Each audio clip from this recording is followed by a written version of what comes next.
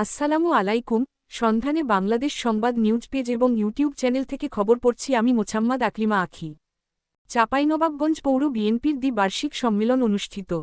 মাহিদুল ইসলাম ফরহাদ, চাঁপাইনবাবগঞ্জ জেলা প্রতিনিধি।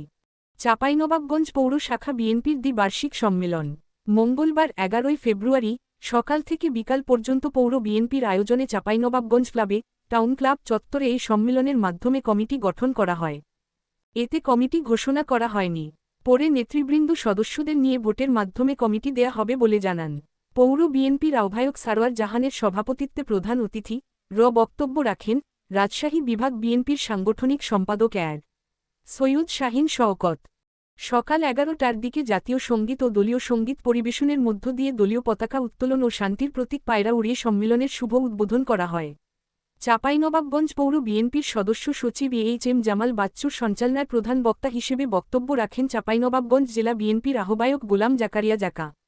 বিশেষ অতিথি হিসেবে আরও বক্তব্য রাখেন চাঁপাইনবাবগঞ্জ জেলা বিএনপির সদস্য সচিব আলহাজ রফিকুল ইসলাম চাইনিজ, সিনিয়র যুগ্ম আহ্বায়ক রফিকুল ইসলাম টিপু, যুগ্ম আহ্বায়ক কামরুল আরেফিন বুলু, জেলা ছাত্র দলের আহ্বায়ক মোহাম্মদ ইউসুফ রাজা, জেলা যুবদলের সিনিয়র যুগ্ম আহ্বায়ক মোহাম্মদ ফারুক হোসেন, যুগ্ম আহ্বায়ক মোহাম্মদ হাসান ইমতিয়াজ প্রমুখ। আপনারা জানেন 1965 সালে যখন ভারত আতঙ্কিতভাবে পাকিস্তানের খেলকারাম সেক্টরে আক্রমণ করেছিল, এই শহীদ রাষ্ট্রপতি তৎকালীন মেজর জিয়াউর রহমান উনি সর্বাত্মকভাবে প্রতিরোধ করে সে আক্রমণ ঠেকিয়েছিল। সেই শহীদ জিয়াউর রহমান।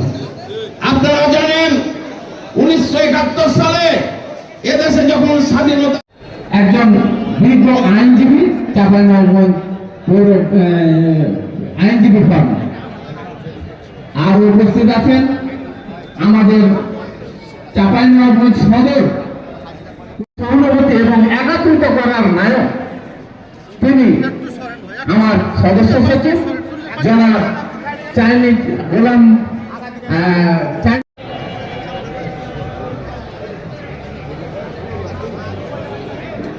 এই বক্তব্য